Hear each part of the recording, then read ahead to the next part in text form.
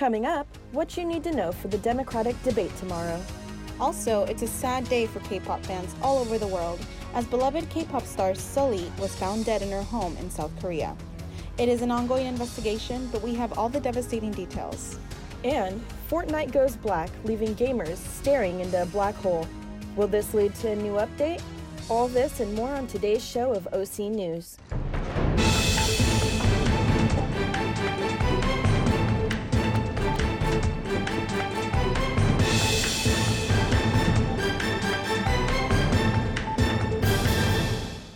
Welcome, and thank you for joining us at OC News. I'm Tanya Thorne. And I'm Katie DeFalco. OC News is brought to you by the broadcast journalism students at Cal State Fullerton. The Settle Ridge fire continues to burn in North Los Angeles County. The Los Angeles Fire Department says nearly 8,000 acres are up in flames and 40 structures have been damaged or destroyed. Fire officials have stated the blaze is 43% contained. Residents that were ordered to evacuate on Friday are now able to return home today. However, smoke advisories are in order throughout the county. Meanwhile, the Bryceburg fire in Mariposa Valley is 75% contained. The other fires that hit the Southland, like the Sandalwood and Rishi fire in Moreno Valley, have been 100% contained. But officials have confirmed 2 people are dead. The sound of a bell that tells students in California that class is starting will be heard much later in the morning after July 1st, 2021. California Governor Gavin Newsom signed a legislation for later start times yesterday. The bill affects more than 6 million students in one of the largest states in the country and comes at the time of mental health concerns are at an increasing rate in the U.S. While it's 8 a.m. for middle schools, it's 8:30 a.m. for high schools to begin class. Supporters of the later start say more sleep could benefit still developing brains. Preparations are underway for the 4th Democratic presidential debate at Otterbein University in Ohio. It will be aired on CNN at 8 p.m. tomorrow. The debate will be a big moment for the 3 top polling candidates, which include former Vice President Joe Biden, Senator Elizabeth Warren, and Senator Bernie Sanders. But there will also be 9 other candidates on stage alongside them. This will be Sanders' first campaign event after having a heart attack and undergoing an emergency procedure. Debate number 4 is make or break moment for candidates Harris, Booker, and O'Rourke, whose campaigns have been struggling. We are still waiting for breakout moments from the lesser-known candidates with little time left to stand out. We're hoping to see more from them. Don't forget to tune into the 4th Democratic debate tomorrow. An Uber passenger was killed in a bizarre turn of events this morning after being struck by a California Highway Patrol vehicle on the 101 freeway in Encino. The CHP received a call around 3:30 in the morning about a distressed Uber driver near Balboa Avenue. Officers said the driver stopped when an altercation broke out between the 2 passengers. As CHP units came to the scene, the passenger jumped over the center divider and was then struck by one of the vehicles. The identity of the victim has not been released, but is described as a male adult in his 30s. We turn now to world news. Japan is still cleaning up after a massive typhoon hit the island. But first, our reporter Doug DeVette gives us details on the violence in Syria. Doug? Thank you, guys. The Turkish military continues its assault against Kurdish forces in northern Syria. The attacks followed President Trump's unexpected announcement to withdraw remaining U.S. troops from Syria. The announcement caught the Pentagon and even others in the White House off guard. The move raised rare criticisms from members of Trump's own party. Turkey had refrained from attacking Kurdish forces in the past because they are long-standing allies of the United States. They've been a key partner in defeating ISIS. Since the attacks, many ISIS fighters have escaped, prompting fears of a resurgence. Professor of politics at Claremont McKenna College, Jack Pitney, said in a KPCC interview this morning, Trump's sudden decision to turn his back on an ally will have long-term consequences and will damage the reputation of the United States around the world. In Spain, pro-independence protesters demonstrated on the streets of Barcelona Monday after Catalan independence leaders were sentenced to lengthy prison terms for their roles in a 2017 bid for independence. Demonstrators also marched into the Barcelona airport. Things got chaotic when they clashed with police. The sentences ranged from 9 to 13 years. The group was acquitted of the most serious charge against them, rebellion. If convicted, the group could have faced a 25-year jail term. In Japan, over 30 people are dead and hundreds injured after Super Typhoon Hagibis ravaged central Japan. The massive storm was classified as the longest-lasting super typhoon of 2019. Storm floods forced tens of millions of people around the Tokyo region to be put on evacuation advisories. The storm also left tens of thousands without power. The usually busy streets of Tokyo were empty over the weekend as rain and winds hammered the city.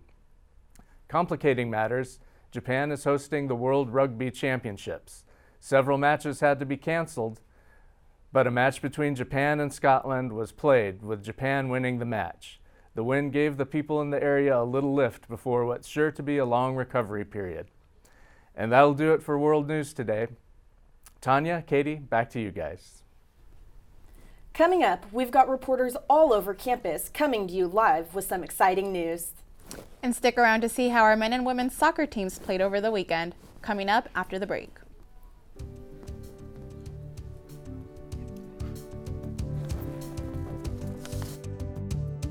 Take a look under your bed. Find stuff under there? What about jobs? No? Now try your closet. Still no jobs? Just more stuff? Well, you really have both. See, stuff is defined as household articles considered as a group. Sometimes this stuff is no longer needed. Wait, no longer needed? That can't be right. Because remember those jobs you were looking for? Those are really needed. And they're the stuff inside your stuff. Our job is to unlock those jobs. And it starts when you donate your stuff to your local Goodwill. Here's how we do it. When you donate to Goodwill, we sell your stuff to provide job training for people right here in your community. So just by teaming up with Goodwill, you help create jobs. And isn't that worth parting with the leftover keytar from your 80s cover band? Goodwill. Donate stuff, create jobs. Welcome back. Cerritos College alumnus John B. Smith Jr. has made the largest donation to Cerritos College over their 100-year history.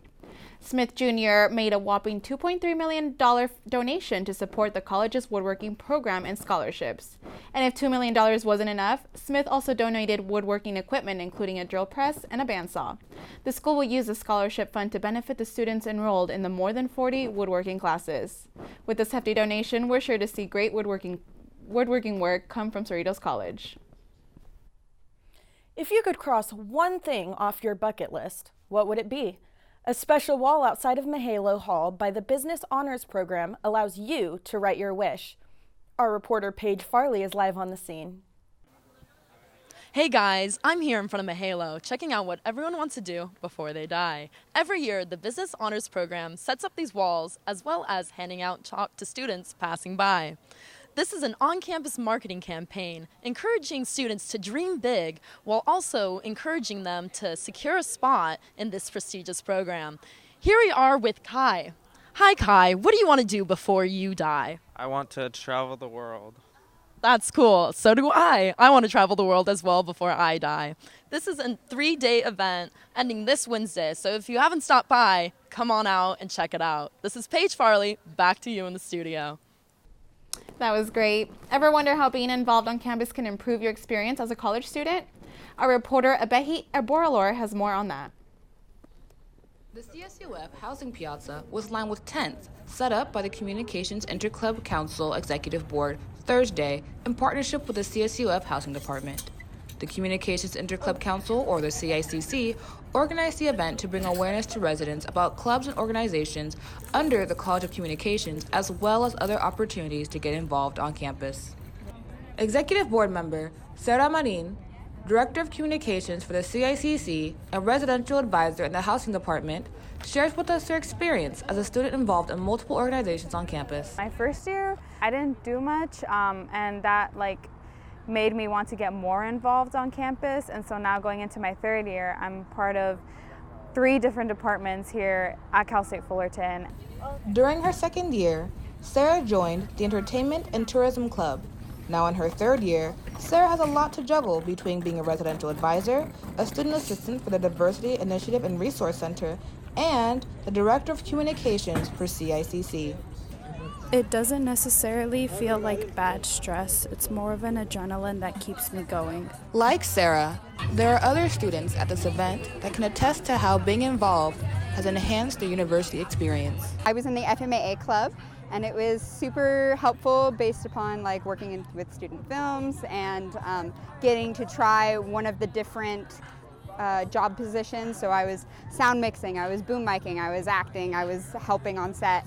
And it just helps, it's all those things that you can put on your resume. Many clubs are still accepting member applications for the school year and semester. This is Abehia Borlor for OC News. I'm standing outside the box office of the Clay's Performing Arts Center, where a special guest stole the show this weekend. From raps to musicals, President Fran Virgie showed off his musical talent once again. In a tale as old as time, Virgie made yet another magical guest appearance in Beauty and the Beast this weekend. The play is a musical rendition based off of Disney's Academy Award-winning animated feature film. Attendees were in for a treat as Virgie played the vital role of the town's bookseller on Friday night, making him the Beauty with the Beat. The play will run until October 22nd. Grab your tickets at artstickets.fullerton.edu. I'm Angelina Zaga. Now back to you guys. Most strive for fame and fortune, but for some, it's accompanied by misfortune. The struggles of health don't go away with stardom. From suicidal thoughts to needing rehab, there's no shame in getting help. Even a box office hit tackles these issues, which turns the Joker into Batman's arch nemesis. Rachel Andrews has more on the darker side of the entertainment. Rachel? Thank you. K-pop star Chi Jin Lee, known as Sir Lee, has died. According to officials, the 25-year-old's manager found her dead at her home in South Korea Monday. Police say the singer and actress has been suffering from severe depression and that it appears that she committed suicide, as a note was found at the scene. The exact cause of death is still under investigation. The artist was known for her outspokenness and drive for women's rights, for which she suffered online bullying and harassment. Sir Lee made her singing debut in 2009 with the girl group FX. In 2014, she suspended her career to focus on acting after struggling with cyberbullying. A year later, she left the girl group to go solo and release the single Goblin this past June. Fans and fellow artists are grieving her death. Rapper DMX is canceling several of his upcoming concerts. The cancellation came after announcing that he is checking into a rehabilitation facility. In a statement, the hip-hop star said he's checking into rehab to put his family and sobriety first. He also apologized for the canceled shows and thanked his fans for the continued support. The 48-year-old's real name is Earl Simmons. He has struggled with substance abuse for years and has been arrested on multiple charges, including drug possession and animal cruelty. In 2011, the father of 15 said his children helped him beat his addiction to cocaine, saying, quote, I have to drive them in the right direction, so I let cocaine go, end quote. This January, DMX was released from prison after serving a year behind bars for tax fraud. Warner Brothers' Joker is dominating this weekend's box office. The psychological thriller starring Joaquin Phoenix brought in $55 million in its second weekend of release. Overseas, it amassed a $123 million profit. The film follows failed comedian Arthur Fleck as he seeks connections walking the streets of Gotham City. Isolated, bullied, and disregarded by society, Fleck begins a slow descent into madness as he transforms into the criminal mastermind known as the Joker. Joker has now raked in $543 million at the world's box office. The animated comedy The Addams Family came in second at the box office with $30 million. Will Smith's Gemini Man was third with $20 million. Well, that's all for entertainment. Back to you guys at the desk.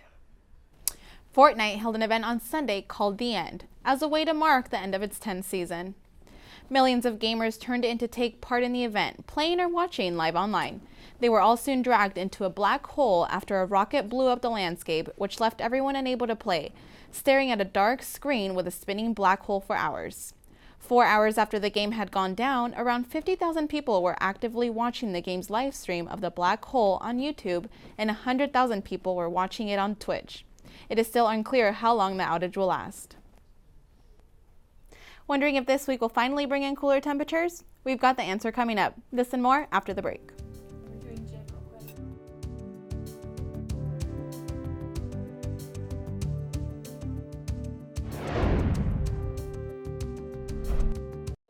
Your son wants to get a cat, but you're allergic. Do you A, prepare yourself,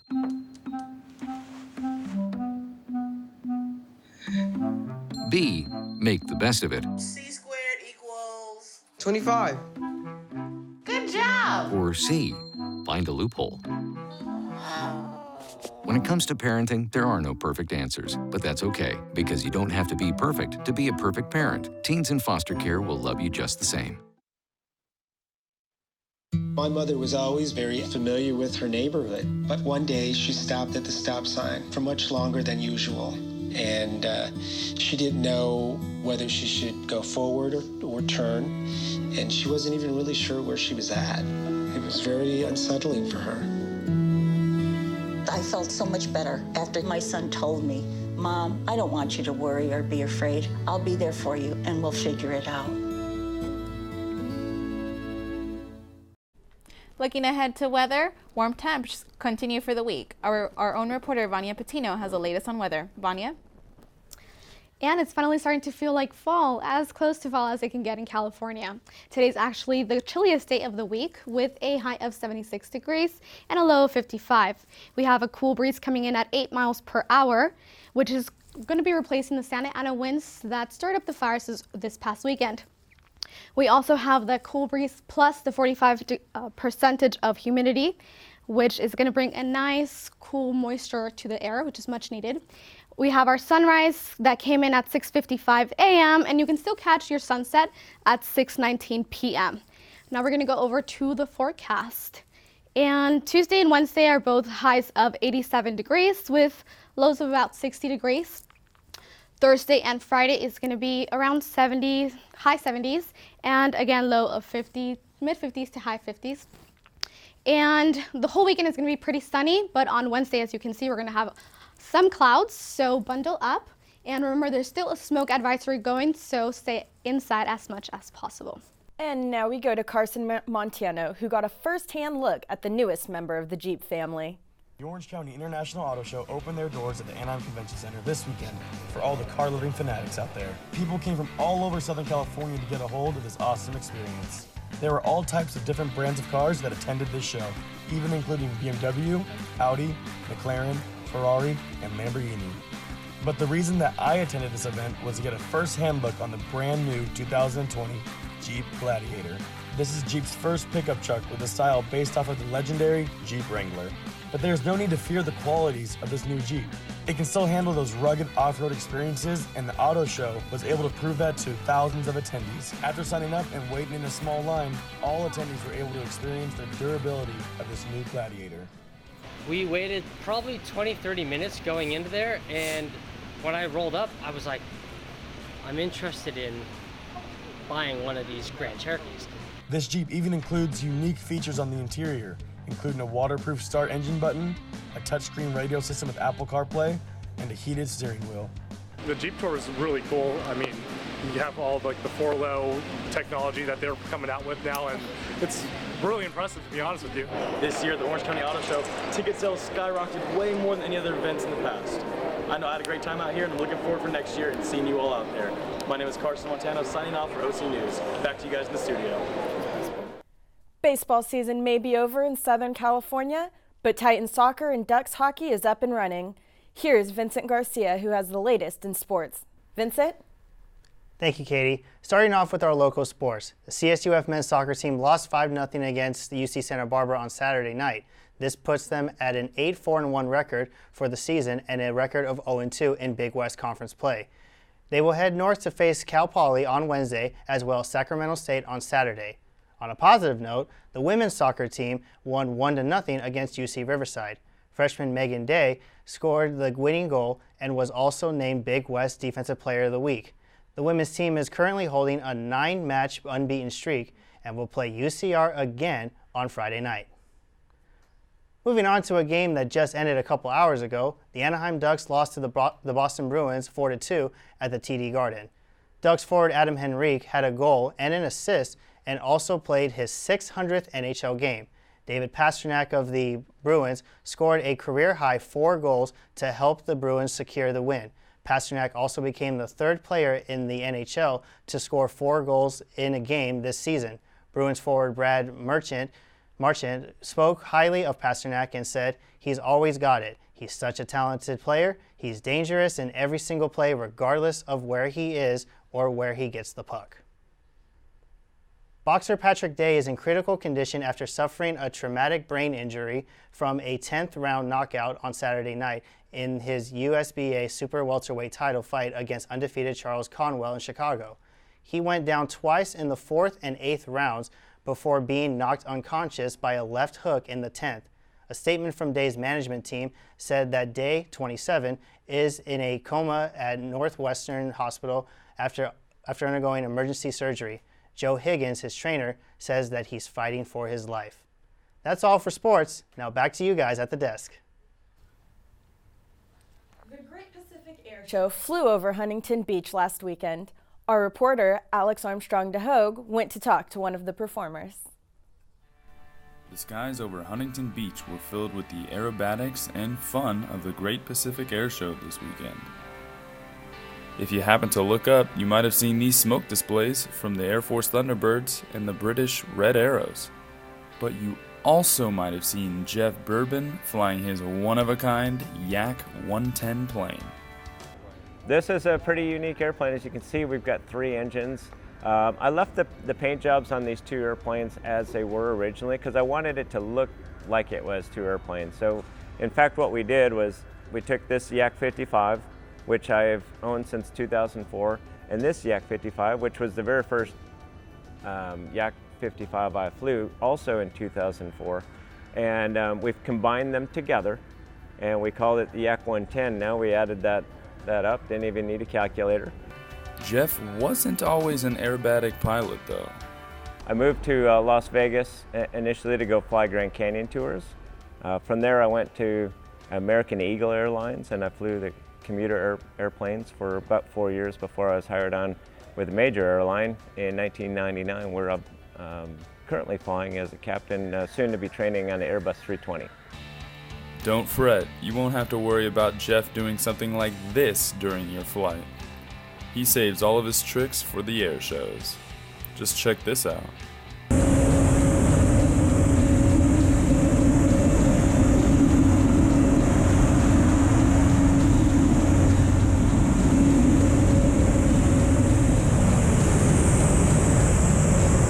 I called Chad Barty. Chad Barty is my other partner in the airplane, who originally owned this airplane and allowed me to fly it back in 2004. So I called him. He had since sold the airplane. And I said, "Hey man, I've got this idea. I want to combine your Yak with my Yak, and then we're going to put a jet engine on it." And he said, "Man, you're crazy." I said, "Well, maybe, but don't you think it'd be a good idea?" And he said, "Well, let me think on it."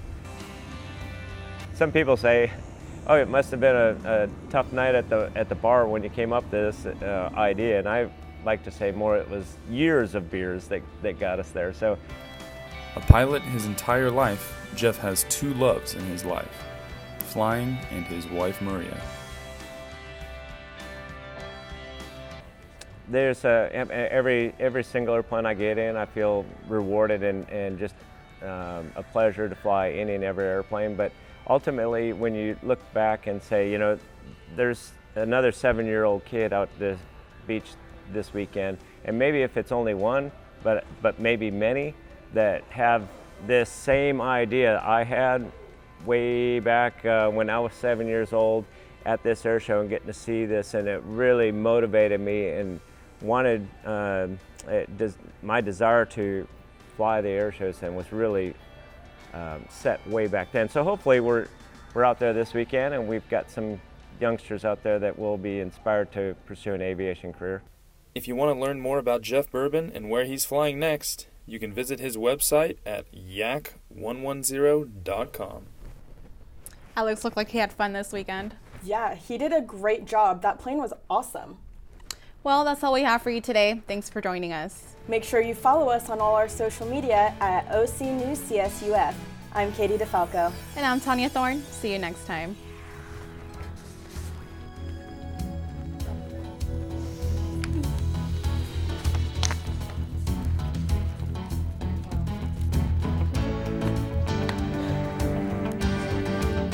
That was nice.